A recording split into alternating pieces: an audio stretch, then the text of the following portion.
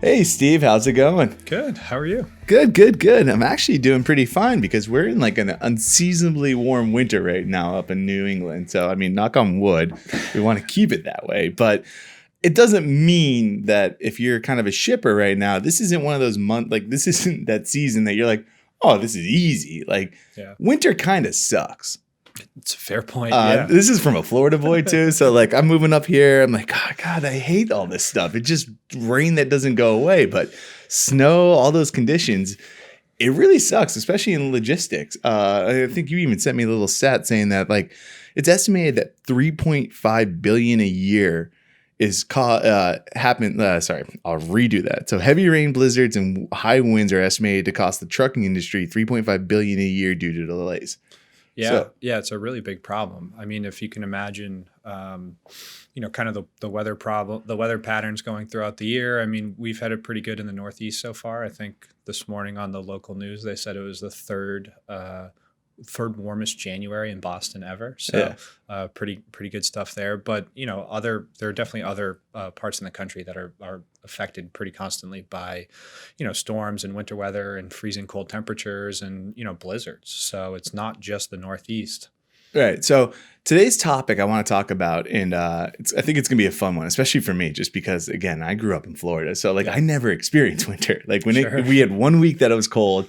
Everyone had snow jackets. I have no idea how we got the damn stuff, but it was like cold, by the way. It was like 60 degrees. And we're like, oh my God. It's freezing. What about global warming? We made those jokes all the damn time. But let's talk a little bit about the top 4 kind of dangers of shipping in the wintertime. Yeah, sure. So we're going to have a fun little list. We actually created an infographic too that you can download on the website. But yeah, let's go through it. And essentially, we're going to talk about the dangers and then what you can do to get in front of it. Does that sound cool? Perfect. Let's do it. All right. So danger number 1 that you told me about.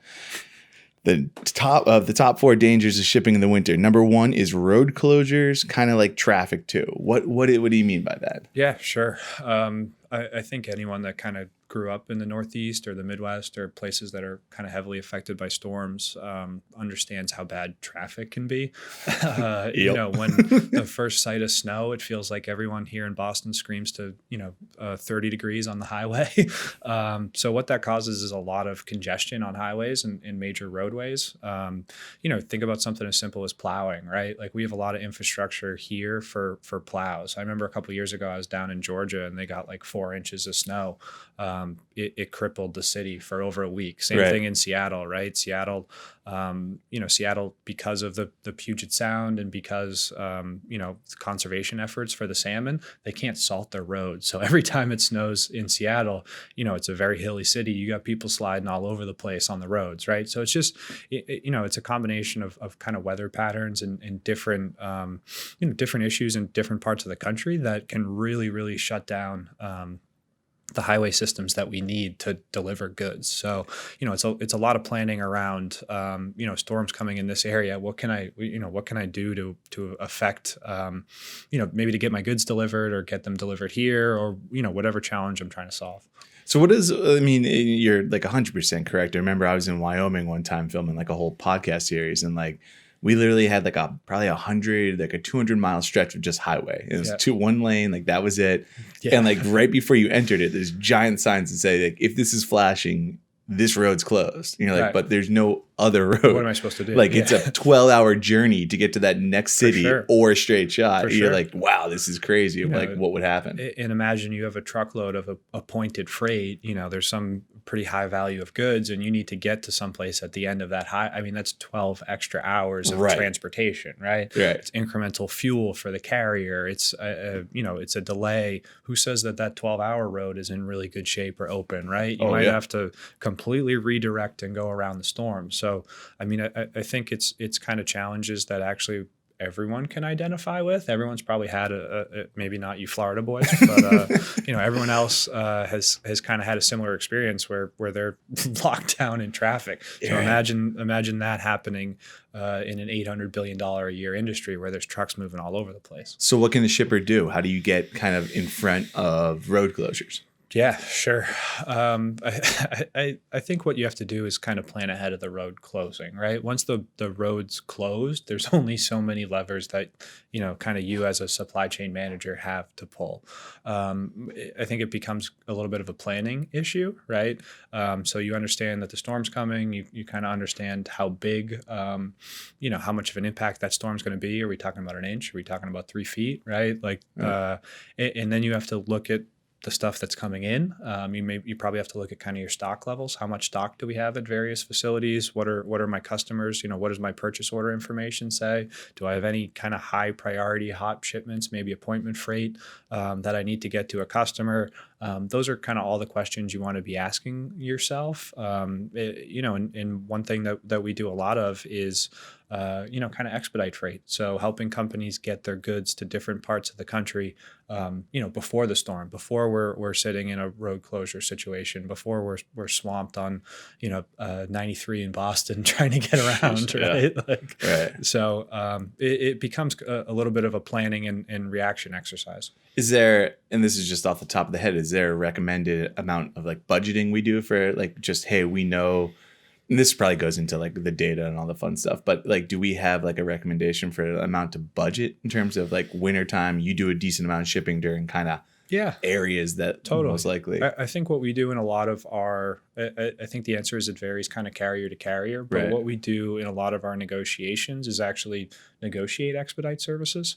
So I think when you think about how we're expediting freight, a lot of that is actually outlined in the contracts. And then we're also going out and kind of soliciting spot rates. So, then it allows us the ability to compare, maybe carrier A with a negotiated rate is $1,000, but maybe I can get that expedite in the spot for 800. Let me make a decision. The opposite happens too, right? So those are all kind of decisions that we're making alongside our customers to try to get the stuff moved ahead of bad weather. I'll do one last one before we move on to the danger number 2, but the different types of carriers, like local, regional, nationwide. Is there a trick with that? Is there like, hey, use the regional guys, or like basically if you got to go from West Coast to East Coast or East Coast to West Coast, there's nothing you can do. There's nothing you can do. I think rather than and we can probably talk about this a little bit later too, but rather than kind of carrier type, it's almost like are they refrigerated? Do they have any refrigerated types of service that they can offer potentially? And there's going to be a cost to that as well, right? You're going to pay through the nose for it, but your goods aren't going to be frozen. Always the issue, right? Yep. So danger number 2. So we talked road closures, but terminal closures. It's funny too. Like you think about snow days, you think of all that stuff. Florida Boy was always like, we had hurricane days, which were like easy because you could still go outside and do whatever you want, just rain and wind. But like up here, snow day happens. You're kind of excited, but like when you get into the business world, you're like, oh man, like you feel kind of bad for people who have to like shut down businesses and like talk about terminal closures. What is that? Like how? Yeah, sure. Right. So just like a terminal is just a business, right? So it's kind of receiving, storing, and shipping freight. So, there's plenty of times when you get. I was actually in Seattle at the time, but if you think about, was it 4 or 5 years ago here in Boston when we had 6 feet of snow on the ground at a given time, right? Yep. Like how the roads are unusable. A lot of the businesses are closed, and those businesses are terminals too, right? Right. It's just not safe, and it's not worth the risk of putting your employees on the road. Right. When there's that much snow, there's that much ice, there's that much work to be done with kind of the maintenance crews. So terminals get closed. I mean, that happens all the time. And that's a risk in that you can't get access to your goods, right? Right. And they're also, there's probably some strategies that you need if you're in these locations at your terminal to make sure that the goods don't freeze while you don't have access to them, right? So those are not necessarily a transportation related thing, but just something that we hear a lot of, folks in this area and other areas that are affected by winter storms and winter weather. That's something that they have to plan for because, when it's 0 degrees out, we do a fair amount of food and beverage, like your drinks are going to freeze, right? Right. Your food is going to freeze. Your metals are going to be really cold, right? Like that stuff, there's just no avoiding it unless you get some kind of a strategy around it, right? So what is that strategy? What do you do? Because cold metal's the absolute worst thing in the world. It's terrible. You gotta. I mean, the good thing with the terminals is, you can heat those. Right. I think it's a little bit different when it's your terminal versus a carrier terminal. I mean, that's something that we'll talk about a little bit, kind of with a protect from freeze conversation. But a lot of the carrier terminals aren't going to be heated in that way. But your terminals, your distribution centers, your plants, they probably are, right? Right. What about so I guess the non-year terminals, what can you kind of, as a shipper, do? Is there stuff to kind of, is there a way to ship? Is there different modes that you could be trying to set up? Yeah. I mean, I think the answer is what you can do is try your best to avoid them, right? So I think it kind of goes back to the conversation that we just had, which is, what freight can I, if my terminal's heated, what freight can I keep and hold here in a safe environment? Right. If I needed to get someplace, what can I do from an expedite perspective to get the freight out of the door and maybe ahead of the storm, so I can get it to my customer and I don't have to worry about managing around the storm. And then there's also you can look at contracting a refrigerated carrier. So those reefer carriers, in the summer they do all sorts of great work keeping your food beverage product from not overheating. Well, the same kind of temperature control trailers you can also use in the winter to keep your products a solid temperature. So it's the same strategy, just the opposite, right? Right. Is it? See, I would only think of reefer as like a seasonal summer thing, but like not even thinking about is it? This is just kind of a guess, but are prices cheaper, are rates cheaper? It's way more expensive in the winter for reefers.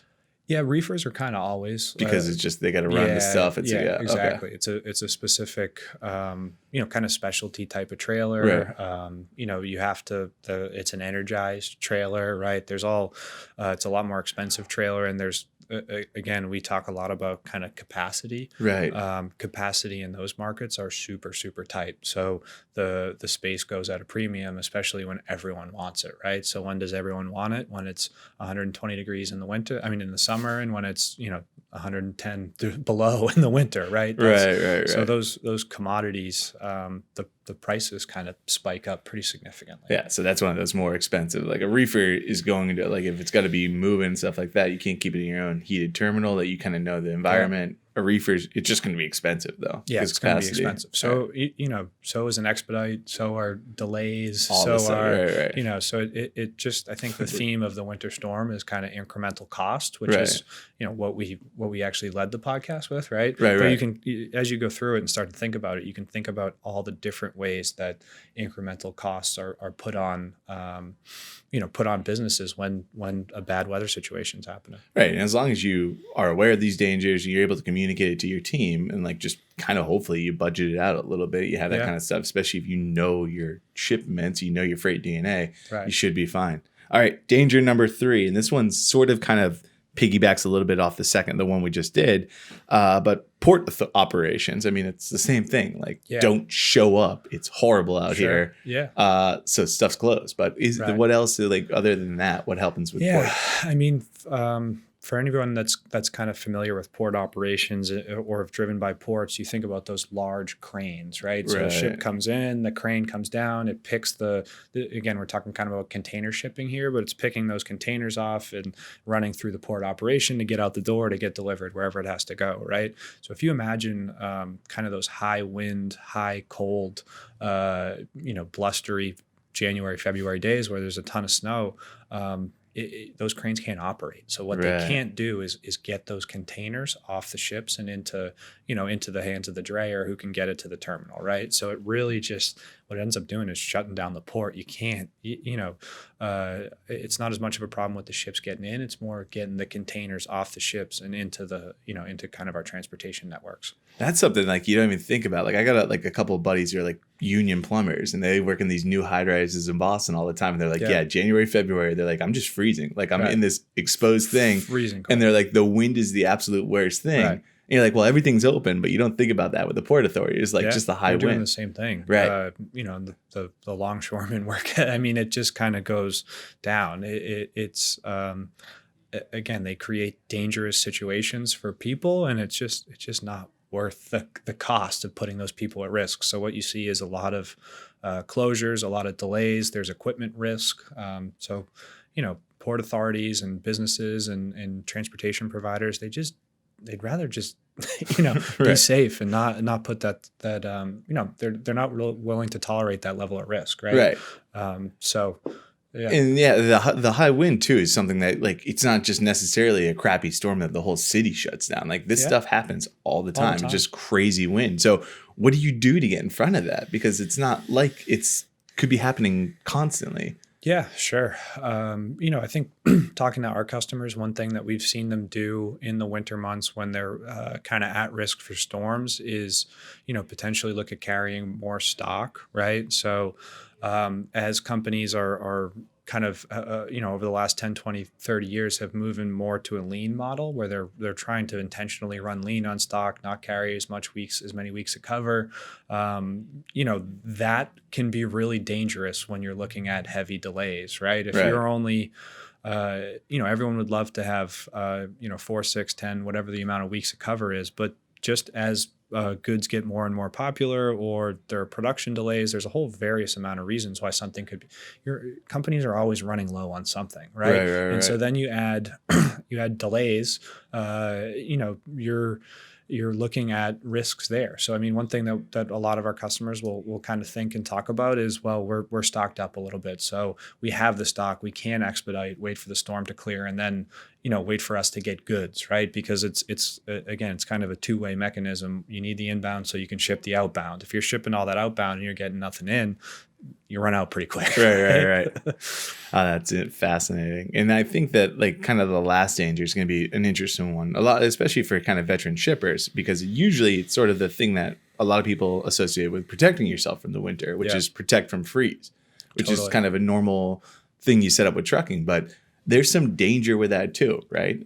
What talk to me about what the danger of using protect from freeze, kind of setting that aside. Yeah, sure. I think, the first point is a lot of folks when they pay for a protect for freeze service, it's almost like they think they have a guarantee that this isn't going to freeze, right? And really what the carriers are telling you when you contract that service is, we're going to try our best. Right. So, we're going to try our best does not equal we guarantee this will not freeze. Some of the other things to consider is a lot of companies, a lot of carriers, because the freight is going to be either sitting in a truck, in a trailer, or sitting in a terminal over the weekend, they won't accept protect from freeze shipments on a Friday. Some carriers even won't accept protect from freeze shipments on a Thursday. Right.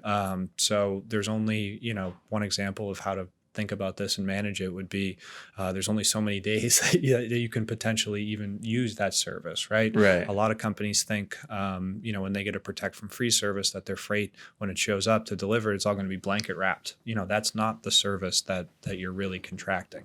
They're saying we're going to check on things. We're going to take a higher level of standard to make sure that your stuff doesn't freeze, but they're not going around blanket wrapping your pallets. They're not, it's not a refrigerated trailer. It's really just there's a couple of extra steps that we're going to take. Right. So what is it? What do they do? I mean, just help me, because I hear it and you're like, okay, cool. They try to monitor temperatures in trailers. They try to monitor temperatures in terminals. I mean, really, again, they're not trying to leave things in terminals. What they're trying to do is get it delivered a little bit quicker, right? Within that kind of Monday, Tuesday, Wednesday, potentially Thursday timeline. So it's, I think it is a precaution, but it's not necessarily a guarantee. And again, there's no real clawback method. It's not like if I contract that service and it shows up and it's frozen, I don't really have a lot to go back to the carrier with in most circumstances. Right. They can just show up like, hey, we tried to protect it. Yeah, we tried. We tried. Oh, he died. Oh, sorry, our bad. So what can you do to get in front of it then? Because it sounds like,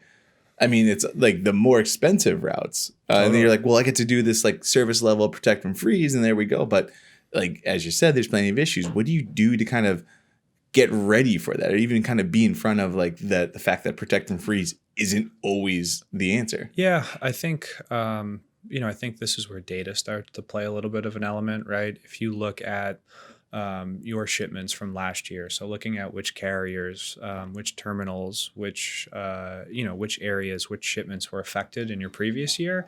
I think you need to take some learnings from that, right? So what happened? Why did this stuff freeze? Why did these shipments go bad? What areas were affected? What areas weren't affected?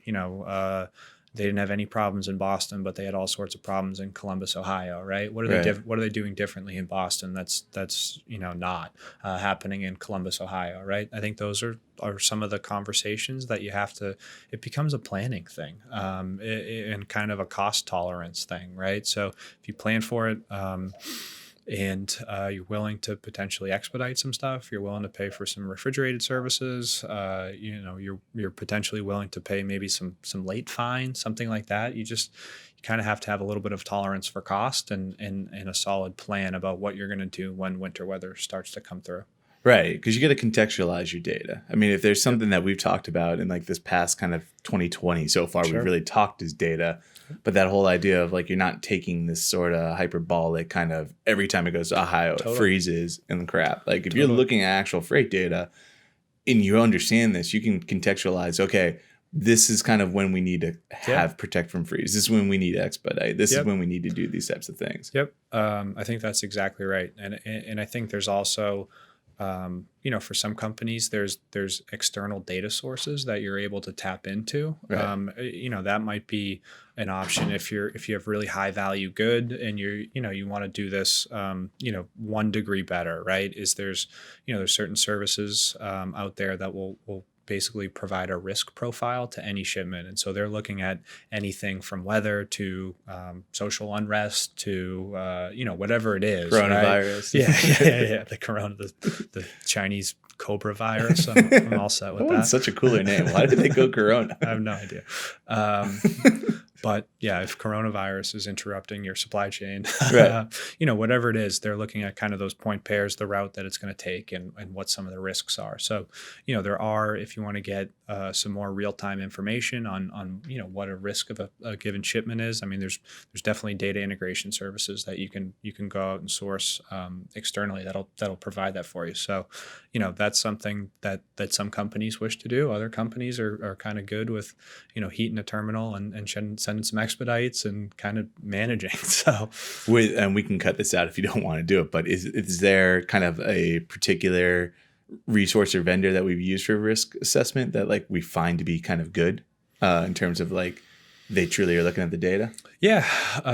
There's a company. Shameless plug for this, but yeah. There's a company called Risk Pulse out there that actually does a lot of that data work. So you can give them kind of point pairs on a shipment. It'll look at where it's going and assign basically a risk score to it. So you can look at those, kind of at scale in an automated way. You can look at what your most risky shipments are on a given day-to-day basis, which is a pretty cool service. That's awesome. All right. So, wrapping up, we're kind of hitting that limit. I guess, is there any additional kind of things someone should be thinking about kind of before the warning? Because we like to be proactive with a lot of stuff. Winter's always going to happen. Sure. You kind of, unless you're a Florida boy, it's always coming. Yeah. Was there something that you could, like, is there a little hidden tip that we would give to shippers of like, hey, do this in the fall? Here's like just a little easy thing to kind of get you ready for that. Or no, it's basically not really. Yeah. I would say put it in your budget, right? Right. Like everyone's held to a budget in one way or another. I would say have some wiggle room in there, maybe for some winter weather, right?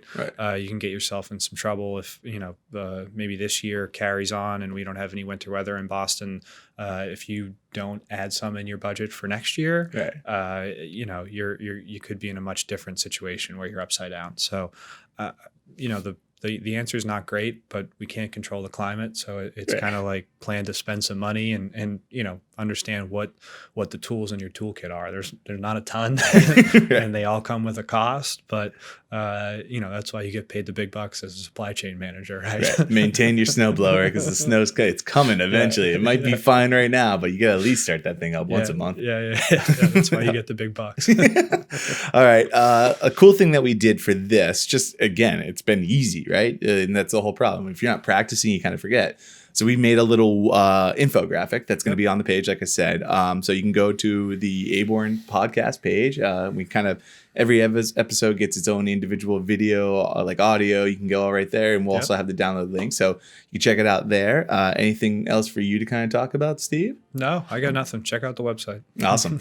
All right. Steve, thanks for joining me. Yeah. Thanks again. Bye-bye. Bye-bye. What other issues do you run into while trying to deal with winter weather? Remember, I'm just a Florida man, so I'm still learning how to navigate this white snow crap. Leave a comment letting me know, and in the meantime, enjoy past episodes of Consulting Logistics and subscribe to us by clicking the subscription button. Thanks for watching Consulting Logistics. I'm Kyle McNaught. Peace.